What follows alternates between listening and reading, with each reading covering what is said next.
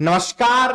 धारा जीएस के comprehensive current affairs programme में मैं पुखराज गिरी एक बार फिर से आप सभी का स्वागत करता हूं। तो अपने वीकली करंट अफेयर्स का वीडियो लेकर मैं आप सभी के सामने फिर से आ चुका हूं और इस वीडियो के माध्यम से 27 जुलाई से लेकर 31 जुलाई 2024 तक के जो मोस्ट इंपॉर्टेंट करंट अफेयर्स हैं छत्तीसगढ़ के, उनको अपन एनालिसिस कर लेंगे एग्जाम के पॉइंट ऑफ व्यू से, मतलब प्रीलिम्स और मेंस दोनों के ही पॉइंट ऑफ व्यू से।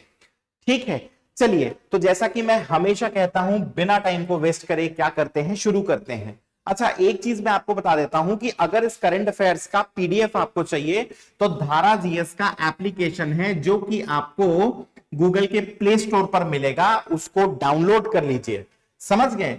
और दूसरी बात मैं आपको बता दूं, अगर आप आईफोन वाले हो और आपके पास ऐप स्टोर में धारा जीएस का वीडियो नहीं दिख रहा है, धारा जीएस का एप्लीकेशन नहीं दिख रहा है, तो ये मेरा पर्सनल नंबर है, मुझे संपर्क कर लीजिए। मैं आपको बता दूंगा कि ये जो एप्लीकेशन है धारा जीएस का, ये iOS में कैसे मिल जाएगा। ठीक है, तो मोस्ट इंपॉर्टेंट जो इस समय का करंट अफेयर्स था वो क्या है? तो छत्तीसगढ़ के नए राज्यपाल नियुक्त हुए हैं। ठीक है कि नहीं है? कौन हुए हैं? तो श्री रमेन डेका, कहां के? मूलतः असम के। ठीक है, तो श्री रमेन डेका बेसिकली कहां के हैं? असम के हैं। छत्तीसगढ़ के नए राज्यपाल हैं और छत्तीसगढ़ के ये 10th रेगुलर, 10वें रेगुलर राज्यपाल हैं। समझ में आया कि नहीं आया? ठीक है, ध्यान रखेंगे। इनकी शपथ कब हुई है? तो इनका शपथ ग्रहण या ओथ टेकिंग था 31 जुलाई 2024। तो जुलाई के महीने का लास्ट डे था जब इनको ओथ एडमिनिस्टर किया गया। और इनको ओथ एडमिनिस्टर किसने किया है? तो छत्तीसगढ़ हाईकोर्ट के जो चीफ जस्टिस हैं, ऑनरेबल जस्टिस रमेश सिन्हा, इन्होंने राज्यपाल श्री रमेन डेका को क्या किया? शपथ दिलाई, ओथ एडमिनिस्टर किया। ठीक है, तो राज्यपाल की जो शपथ होती है ना, अब पॉलिटी में देखोगे तो आर्टिकल 159 में दिया हुआ है, जिसमें क्या बताया गया है कि जो राज्यपाल होते हैं उनको शपथ कौन दिलाते हैं? तो हाई कोर्ट के चीफ जस्टिस या चीफ जस्टिस के एब्सेंस में हाई कोर्ट का जो सीनियर मोस्ट जज प्रेजेंट हो वो। ठीक है, जो भी हो, इन एनी केस 2018 प्री में एक ऐसा ही क्वेश्चन बना था जब पूछा गया था कि राज्यपाल जो थे उनको शपथ किसने दिलाई। तो ये क्वेश्चन थोड़ा सा मॉडिफाइड हो गया। कैसे मॉडिफाइड हो गया? तो फैक्ट मिल गया सीजी से, कंसेप्ट मिल गया पॉलिटी से। तो कंसेप्ट से पता चलता है कि कौन दिलाता है और उस व्यक्ति के नाम को फैक्ट से देख लो, तो पॉलिटी और सीजीजीएस को मिला के क्या बन जाता है? एक शानदार सा क्वेश्चन। ठीक है, तो ऐसा क्वेश्चन 2018 प्री में आया है, तो इसको ध्यान रखेंगे। श्री रमेन डेका के बारे में आपको बता दें, मूलतः असम के हैं और असम की मंगल दोई नाम की जो लोकसभा है, उससे वो 2 बार लोकसभा के सदस्य, लोकसभा के मेंबर रह चुके हैं, 2009 और 2014। ठीक है, 2014 है वो। क्लियर है? तो ध्यान रखेंगे, 10th श्री रमेन डेका, शपथ 31 जुलाई, किन्होंने दिलाई? ऑनरेबल जस्टिस रमेश सिन्हा, 2 बार लोकसभा के सदस्य रह चुके, 2009 2014। ठीक है, अच्छा, अब छत्तीसगढ़ में ऑनरेबल गवर्नर्स का एक लिस्ट है और ये लिस्ट भाई कहीं और नहीं दिया गया है, विधानसभा की जो ऑफिशियल वेबसाइट है ना, उसी में से मैंने लिया है। तो इसमें आप देखेंगे तो पहले राज्यपाल, ऐसा क्वेश्चन इस बार आया भी था प्रीलिम्स में, तो पहले राज्यपाल श्री दिनेश नंदन सहाय, ये पूछ सकता है आपको। पहले कौन? श्री दिनेश नंदन सहाय। करंट 10th सीक्वेंस से देख लो यार, 10th श्री रमेन डेका। ठीक है कि नहीं है? 31/7 से, ओथ टेकिंग से। 9th याद रख लेना, कौन थे 9th? श्री विश्वभूषण हरिचंदन, जो कि 30 जुलाई 2024 तक थे। क्लियर? तो हमने अभी तक क्या देखा? कौन बने, कौन सा सीक्वेंस, कब ओथ मिला, किसने ओथ दिलाई, 2 बार लोकसभा के सदस्य, फिर पहले राज्यपाल, 90वें राज्यपाल, 10वें राज्यपाल। ठीक है, अब ये क्वेश्चन ज्यादातर आपको एमसीक्यू के फॉर्म में पूछ सकता है, जैसा कि मैंने आपको थोड़ी देर पहले ही बताया था कि आपसे पहला ही क्वेश्चन क्या पूछेगा कि ओथ किसने दिलाई, तो एक क्वेश्चन यहां से बन जाएगा। कौन सा क्रम है, इससे क्वेश्चन बन जाएगा। ठीक है, तो ये हुआ 2। इसके बाद तीसरा क्वेश्चन जो इस बार आया था, पहले कौन। ठीक है, तो ऐसे 3 इंपॉर्टेंट एमसीक्यूज इस पर्टिकुलर स्लाइड से बन सकते हैं। अच्छा चलिए, एक बहुत ही इंपॉर्टेंट इंफॉर्मेशन मैं आपको दे दूं। अगर आप अभी तक डिसाइड नहीं कर पाए हैं कि आपको कौन सी टेस्ट सीरीज लेनी चाहिए, या आप ये सोच रहे हैं कि सबसे शानदार टेस्ट सीरीज किसकी है, किसके पास से मुझे मिल जाएगी, तो ध्यान रखना, धारा जीएस आपके लिए मार्गदर्शिका टेस्ट सीरीज लेकर आ रही है। और ये जो मार्गदर्शिका टेस्ट सीरीज है ना, ये बेसिकली प्रीलिम्स और मेंस दोनों की टेस्ट सीरीज है। तो आप चाहें तो इसमें प्री प्लस मेंस का मॉड्यूल ले सकते हैं और अलग से आप मेंस का मॉड्यूल भी ले सकते हैं। ये जो टेस्ट सीरीज है, इसकी शुरुआत 4 अगस्त 2024 से हो रही है।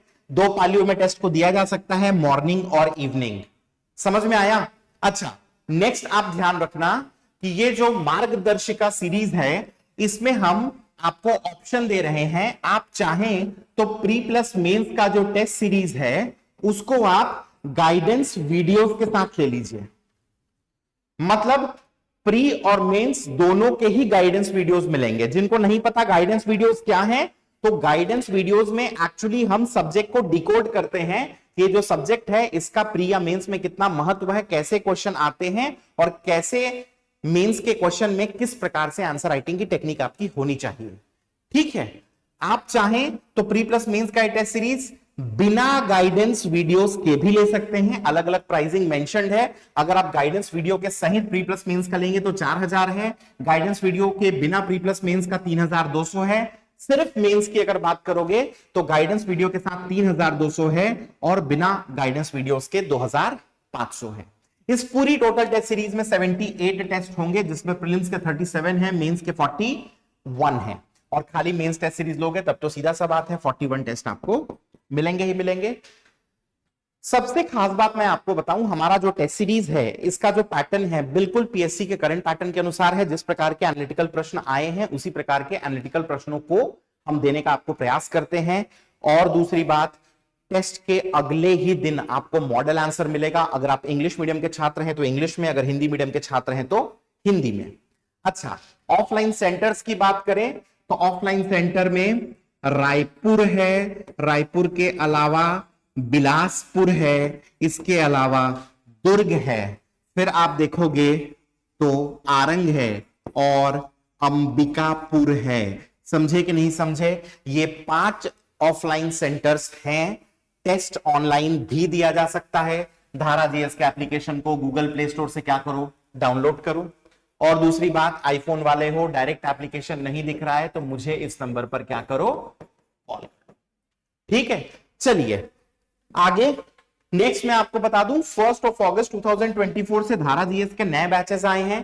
प्री प्लस मेंस का इंटीग्रेटेड बैच, प्रीलिम्स का बैच, व्यापम का फाउंडेशन बैच और सीजीपीएससी मेंस का बैच ऑनलाइन ऑफलाइन दोनों ही माध्यमों में अवेलेबल है। सुबह शाम दोनों की पालियां अवेलेबल हैं। हम आपको अपने करिकुलम के साथ नोट्स भी देते हैं। बाइलिंगुअल क्लासेस होती हैं, लाइव क्लासेस होंगी, रिकॉर्डेड क्लासेस होंगी। नोट्स बेसिकली अगर आप इंग्लिश मीडियम के स्टूडेंट हो तो इंग्लिश में दे देंगे, हिंदी मीडियम के स्टूडेंट है तो हिंदी में भी दे देंगे। ठीक है, इन क्लासेस से संबंधित किसी भी प्रकार की जानकारी के लिए नीचे जो नंबर्स दिए हैं उन नंबर्स पर आप क्या कर सकते हैं, संपर्क कर सकते हैं, कॉल कर सकते हैं। ठीक, चलिए नेक्स्ट। अच्छा, नेक्स्ट है, ध्यान रखेंगे, मुंगेली जिला का एक ग्राम है जिसका नाम है खुड़िया। क्या नाम है ग्राम का? खुड़िया। यहां पर 5G इंटेलिजेंट विलेज बनेगा। अब अलग से कोई ग्राम नहीं बनेगा, तो मान लो कि 5G इंटेलिजेंट विलेज बनाया जाएगा खुड़िया ग्राम को। समझ में आया? तो खुड़िया जो ग्राम है, खुड़िया जो विलेज है, इसको क्या किया जाएगा, 5G इंटेलिजेंट विलेज बनाया जाएगा। ठीक है भाई, अब ये क्या है, तो 5G इंटेलिजेंट विलेज, ये जो प्रोग्राम है, इसके अंतर्गत क्या किया जा रहा है, तो देश के जो गांव है ना, विलेजेस हैं, इनको 5G टेक्नोलॉजी के माध्यम से डेवलप किया जाएगा। 5G टेक्नोलॉजी के माध्यम से आधारभूत सुविधाएं जो हैं, जैसे कि क्या हो गया, स्वास्थ्य, शिक्षा, कृषि, इन सब में डेवलपमेंट करके ये जो विलेजेस हैं इनको main stream of the development जो है, विकास की मुख्य धारा, उससे क्या किया जाएगा, जोड़ा जाएगा।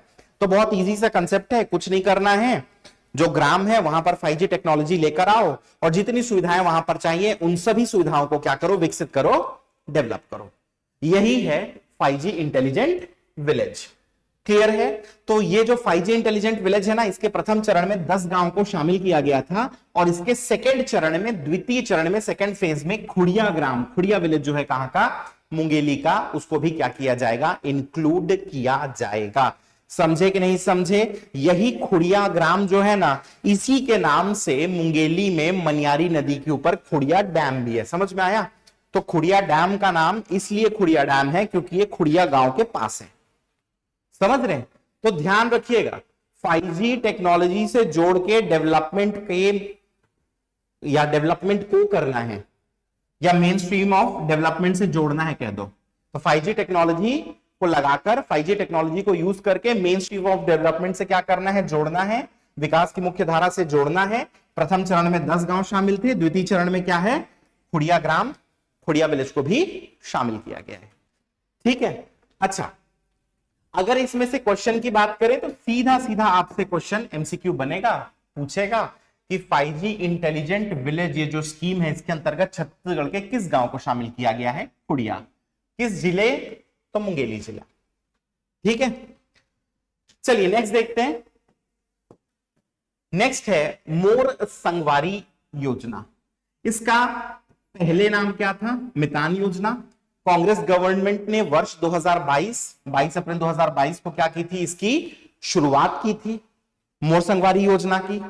इसका उद्देश्य, ऑब्जेक्टिव क्या था, तो बहुत सारी सरकारी सुविधाएं जिसके लिए लोगों को धक्का खाना पड़ता था, जैसे बर्थ सर्टिफिकेट बनवाना, जन्म प्रमाण पत्र, डेथ सर्टिफिकेट बनवाना, उसके बाद मैरिज सर्टिफिकेट बनवाना, ऐसे प्रकार के 27 अलग अलग सुविधाएं, फैसिलिटीज, जिसके लिए पहले क्या करना पड़ता था, आपको चक्कर काटना पड़ता था, अब वो आपको मिलेंगी घर बैठे। तो ये योजना मितान योजना के नाम से पहले ही शुरू हो गई थी वर्ष 2022 में। वर्तमान में करेंटली क्या किया गया है, इसके नाम को चेंज किया गया है, मोर संगवारी योजना इसका नाम किया गया। ठीक है? करेंटली ये जो मोर संगवारी योजना है, ये छत्तीसगढ़ के 14 नगर निगम म्युनिसिपल कॉर्पोरेशंस, 48 नगर पालिका और 2 नगर पंचायत। तो नगर निगम को इंग्लिश में कहेंगे म्युनिसिपल कॉर्पोरेशन, नगर पालिका को क्या कहेंगे, म्युनिसिपल काउंसिल, और नगर पंचायत को इंग्लिश में नगर पंचायत ही लिखा हुआ है बेयर एक्ट में। समझ में आया कि नहीं आया? क्लियर है? तो वर्तमान में जो मोर संगवारी स्कीम, मोर संगवारी योजना है, 14 निगम, 48 पालिका और 2 नगर पंचायत में चल रही है। क्लियर है? ये तो बहुत इजी सा था। अच्छा, अब अगर सीधी सी बात करें तो आपको पूछ देगा इसमें से क्वेश्चन, सबसे पहले मेंस में 30 वर्ड्स का पेपर नंबर 5 में मोर संगवारी योजना के बारे में लिखो करके, तो आपको बताना पड़ेगा कि इसकी शुरुआत कब से हुई, इसका उद्देश्य क्या है और ये कहां पर लागू है। क्लियर है? प्रीलिम्स में आपको पूछा जा सकता है कितने निकायों में लागू है, 1। फिर ध्यान रखना कुल मिलाकर कितनी सुविधाएं घर बैठे प्राप्त की जाती है। तो प्रीलिम्स में 2 टाइप का क्वेश्चन और मेंस में सीधा पेपर नंबर 5 में ये आ सकता है, ध्यान में रखना है। चलिए अब कुछ विविध या मिसलिनियस न्यूज पर आते हैं। तो सबसे पहले ध्यान रखेंगे, 23 वर्षीय पेशेवर पर्वतारोही माउंटेनियर, नाम है निशा यादव, छत्तीसगढ़ की। इन्होंने 13 जुलाई 2024 के दिन क्या किया था, रूस के माउंट एल्ब्रूस पर विजय प्राप्त की। मतलब माउंट एल्ब्रूस पर ये चढ़ गई। ठीक है? माउंट एल्ब्रूस की हाइट भी दी हुई है। तो ध्यान रखेंगे, इसमें से सीधा सीधा एमसीक्यू क्या हो सकता है, बन सकता है। उसके बाद अगला, भारत सरकार का जो पर्यटन मंत्रालय है, मिनिस्ट्री ऑफ टूरिज्म है, उसको या उसने, उसके द्वारा बिलासपुर और जगदलपुर को स्वदेश दर्शन 2.0 या स्वदेश दर्शन योजना 2.0 में क्या किया गया है, शामिल किया गया है। ठीक है?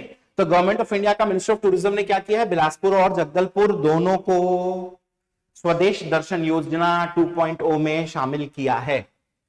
ठीक? तो इसमें सीधा सीधा एमसीक्यू पूछ देगा भाई किसको किसको शामिल किया गया है। नेक्स्ट ध्यान रखना, जशपुर के अप्रतिम प्राकृतिक स्थल जिसका नाम है क्या, मायाली बगीचा। ठीक है, इसके विकास के लिए इसे उप योजना चुनौती आधारित गंतव्य विकास इसमें शामिल किया गया है। अब इस योजना का क्या उद्देश्य है, तो ऐसे स्थान जहां पर विकास थोड़ा सा चुनौतीपूर्ण है उनको टूरिज्म के पॉइंट ऑफ व्यू से क्या करना, डेवलप करना। ठीक है, तो चुनौती आधारित गंतव्य विकास ये उपयोजना है। इस उपयोजना के अंतर्गत पूरे इंडिया में 42 लोकेशंस को क्या किया गया है, सिलेक्ट किया गया है, जिसमें से एक है मयाली बगीचा।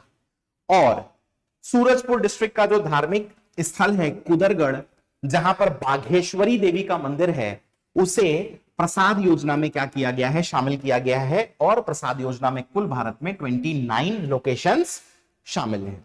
आपको पता होना चाहिए प्रसाद योजना के ही अंतर्गत छत्तीसगढ़ में डोंगरगढ़ को भी शामिल किया गया है, और डोंगरगढ़, चंद्रगिरी, प्रज्ञागिरी, ये जो 3 पहाड़ियां थी, इनके बीच में एक श्री यंत्र का निर्माण इसी प्रसाद योजना के अंतर्गत किया गया है। तो क्या क्या देखा हमने, विविध में निशा यादव, माउंट एल्ब्रुस, उसके बाद स्वदेश दर्शन 2.0 बिलासपुर जगदलपुर, उसके बाद मयाली बगीचा चुनौती वाला, और उसके बाद सूरजपुर का जो कुदरगढ़ टेंपल है बाघेश्वरी देवी वाला, उसे प्रसाद योजना में शामिल किया गया है। तो ये सीधा सीधा एमसीक्यू आपको पूछेगा। थोड़ा सा इन योजनाओं को अगर अपन देखना चाहें तो सबसे पहले स्वदेश दर्शन योजना, तो 2014-15 में पहली बार देश में थीम आधारित जो टूरिज्म सर्किट है, पर्यटन सर्किट है, उसके इंटीग्रेटेड डेवलपमेंट, एकीकृत विकास के लिए इसे शुरू किया गया था।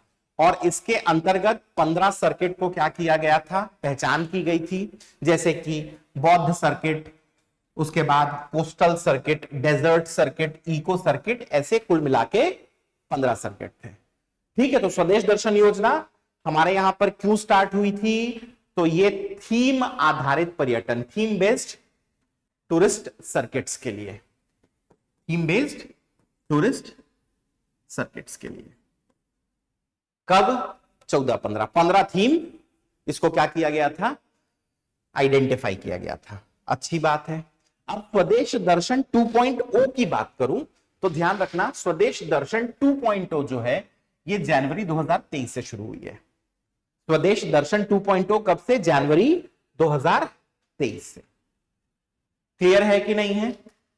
अब इसके पहले चरण के हिस्से के रूप में भारत सरकार ने नई घरेलू पर्यटन नीति जो है इसको बढ़ावा देने के लिए देश भर के 15 राज्यों की पहचान की है। तो जो वोकल फॉर लोकल चल रहा है उसी इनिशिएटिव को ध्यान में रखते हुए स्वदेश दर्शन योजना 2.0 जनवरी 2023 से शुरू हुई और भारत की घरेलू पर्यटन नीति, डोमेस्टिक टूरिज्म पॉलिसी को बढ़ावा देने के लिए 15 राज्यों का क्या किया गया है, पहचान किया गया है। और यहां पर क्या किया जाएगा, तो थीम आधारित पर्यटन सर्किट। समझ में आया कि नहीं आया। तो यह नीति थीम आधारित पर्यटन circuit, theme based tourist circuit से इतर गंतव्य पर्यटन को पूर्व रूप में लाने पर क्या है, केंद्रित है। और इसके अंतर्गत कुछ इंपॉर्टेंट लोकेशंस जिनको चॉइस किया गया है उसमें यूपी का क्या है, झांसी है, प्रयागराज है, एमपी से ग्वालियर है, चित्रकूट है, खजुराहो है, और महाराष्ट्र से क्या है, अजंता और एलोरा। अब इसके अंतर्गत बेसिक 8 थीम्स जो रखे गए हैं वो कौन कौन से हैं भाई, तो देखना। पहली थीम संस्कृति विरासत, इंग्लिश में बोलेंगे कल्चर एंड हेरिटेज। फिर साहसिक पर्यटन, एडवेंचर टूरिज्म, पारिस्थितिकी पर्यटन, इको टूरिज्म, कल्याण पर्यटन, वेलनेस टूरिज्म। उसके बाद माइस पर्यटन, रूरल पर्यटन या रूरल टूरिज्म। माइस पर्यटन या माइस टूरिज्म क्या होता है, तो ये बिजनेस टूरिज्म है जिसके अंतर्गत अलग अलग जगह पर जाकर क्या होती है, मीटिंग्स होती हैं। उसके बाद अलग अलग जगह पर जाकर ट्रेड शो, ट्रेड फेयर्स होते हैं वो। उसके बाद तटीय पर्यटन, बीच टूरिज्म। उसके बाद परिभ्रमण, महासागर और अंतर्देशीय क्रूजेस, ओशन एंड इनलैंड। तो ये पहले हमने देखा स्वदेश दर्शन, फिर स्वदेश दर्शन 2.0 और पहले के 15 थीम्स, और दूसरे के 8। ठीक है। प्रसाद योजना क्या है? तो प्रसाद योजना ध्यान रखेंगे तो पर्यटन मंत्रालय के द्वारा क्या किया गया था 2014-15 में, जो रिलीजियस टूरिस्ट प्लेसेस हैं, जो धार्मिक तीर्थ स्थल हैं, उन पे डेवलपमेंट के लिए प्रसाद योजना जो है इसका क्या किया गया, शुरुआत की गई। अक्टूबर 2017 में इस योजना का नाम बदलकर तीर्थ यात्रा, कायाकल्प और आध्यात्मिक विरासत संवर्धन अभियान, national mission on pilgrimage rejuvenation and spiritual heritage augmentation drive, Prasad राष्ट्रीय मिशन कर दिया गया था। इसका उद्देश्य क्या है? तो बेसिकली जितने धार्मिक पर्यटन स्थल हैं उनका क्या करना, अधोसंरचनात्मक विकास करना, मतलब उनमें इंफ्रास्ट्रक्चरल डेवलपमेंट करना, ताकि वहां पर टूरिज्म जो है उसको क्या मिले, प्रमोशन मिले, पर्यटन वहां पर बढ़े और लोगों को रोजगार के नए आयाम मिले। सीधी सी बात है। तो ये प्रसाद योजना है। तो स्वदेश दर्शन कुछ नहीं, हम लोग स्वदेश दर्शन योजना के अंतर्गत थीम बेस्ड टूरिज्म सर्किट है। ठीक है। प्रसाद में क्या है? तो धार्मिक पर्यटन स्थल है। प्रसाद में क्या है? धार्मिक पर्यटन स्थल है और वहां पर अधोसंरचनात्मक विकास करना है, इंफ्रास्ट्रक्चरल डेवलपमेंट करना है। ठीक है। तो ये थोड़ा सा नाम आया, मैं बोला चलो बता देता हूं करके। अच्छा, नेक्स्ट अब देखेंगे बिलासपुर का जो एनटीपीसी है ना, बिलासपुर का एनटीपीसी क्या है? एनटीपीसी सीपत। यहां पर विश्व का पहला 800 मेगावाट का advance ultra super critical AUSC thermal power plant लगेगा। सामान्य तौर पर ध्यान रखना, जो थर्मल पावर प्लांट्स होते हैं ना, जहां पर सुपर क्रिटिकल टेक्नोलॉजी यूज होती है, वहां पर लगभग आप मान के चलो 540 से 600 डिग्री सेल्सियस का जो टेम्परेचर वाला स्टीम है उसको क्या किया जाता है, यूज किया जाता है। बट ये AUSC जो टेक्नोलॉजी आएगी ना, उसमें लगभग हम 710 से 720 डिग्री सेल्सियस का जो स्टीम है उसको यूज करेंगे, जिसके कारण एफिशिएंसी जो है वो बढ़ जाएगी। सामान्य तौर पर इंडिया में अभी अगर आप देखेंगे ना, तो जो थर्मल पावर प्लांट्स है उनका एफिशिएंसी लगभग आपको 32% के आसपास देखने को मिलेगा। कितने परसेंट के आसपास? 32% के आसपास। तो AUSC टेक्नोलॉजी में जब हायर टेम्परेचर का स्टीम लेंगे तो ये बढ़कर लगभग 46% हो जाएगा और कार्बन एमिशन जो है वो भी 10 से 15% कम होगा। तो AUSC टेक्नोलॉजी जो है उसमें हाई टेम्परेचर का स्टीम यूज करेंगे तो एफिशिएंसी बढ़ेगी, कार्बन एमिशन क्या हो जाएगा, कम हो जाएगा। ठीक है, चलिए बढ़िया। नेक्स्ट देखते हैं, स्वर्गीय देवी प्रसाद चौबे की स्मृति में स्थापित लोक जागरण के लिए वसुंधरा जो सम्मान है वो इस वर्ष मिलेगा डॉक्टर विश्वेश ठाकरे को। समझ में आया? ये वसुंधरा सम्मान का क्या होगा, 24th आयोजन होगा। तो ये भी एक MCQ बन सकता है। जैसे AUSC ये जो टेक्नोलॉजी है, इससे 800 मेगावाट का जो प्लांट है कहां बनेगा, तो NTPC बिलासपुर में। वैसे ही पूछेगा कि 24वां वसुंधरा सम्मान जो है वह किनको मिलेगा या प्राप्तकर्ता कौन है, तो डॉक्टर विश्वेश ठाकरे। अच्छी बात है। और इसके बाद ध्यान रखिएगा कि GST में सुधार के लिए GST काउंसिल जो है उसके लिए ग्रुप ऑफ मिनिस्टर्स GOM का क्या किया गया है, पुनर्गठन किया गया है, रीऑर्गेनाइजेशन किया गया है। और इसमें छत्तीसगढ़ के जो वित्त मंत्री हैं, finance minister Shri OP Chaudhary, उनको सदस्य के रूप में क्या है, नामित किया गया है। तो इस ग्रुप में 2 राज्यों के उप मुख्यमंत्री समेत कुल 8 सदस्य हैं। ठीक है। तो क्वेश्चन कैसे कैसे बन सकता है, एक तो पूछ देगा भाई कि GST काउंसिल में ग्रुप ऑफ मिनिस्टर्स में कितने सदस्य, कुल 8। फिर छत्तीसगढ़ के किस मंत्री को शामिल किया गया है, OP चौधरी। क्लियर है? तो इस प्रकार के क्वेश्चंस बन सकते हैं। चलिए अब इस वीडियो को हम एंड करते हैं कुछ क्वेश्चंस के साथ। आप सभी से निवेदन है कि जो क्वेश्चन के आंसर्स हैं उनको नीचे कमेंट बॉक्स में आप क्या करेंगे, कमेंट करके मुझे बताएंगे। तो पहला क्वेश्चन है, छत्तीसगढ़ के नए राज्यपाल श्री रमेन डेका राज्य के किस क्रम के राज्यपाल हैं? अगला क्वेश्चन, 5G इंटेलिजेंट विलेज योजना के अंतर्गत राज्य के किस ग्राम को शामिल किया गया है? फिर इसके बाद थर्ड है, हाल ही में राज्य के निम्न में से किस स्थान को प्रसाद योजना के अंतर्गत शामिल किया गया है? एंड फाइनली 24वें वसुंधरा सम्मान के प्राप्तकर्ता कौन है? क्लियर? तो इतना सारा क्वेश्चन था, चार्ट हो, इसका सही आंसर आपको नीचे कमेंट करके बताना है। और आप सभी को ऑल द बेस्ट, खूब अच्छे से पढ़ाई करिए, कुछ भी दिक्कत हो धारा जीएस आपके साथ खड़ा है। अच्छा, इसका पीडीएफ चाहिए तो धारा जीएस के एप्लीकेशन को क्या करिए, गूगल प्ले स्टोर से डाउनलोड करिए। आईफोन वाले हो तो मुझे इस नंबर पर डायरेक्टली संपर्क भी कर सकते हो। और इसी के साथ मुझे इजाजत दीजिए, मैं मिलूंगा आप सभी से अपने अगले वीडियो में। तब तक के लिए thank you and take care.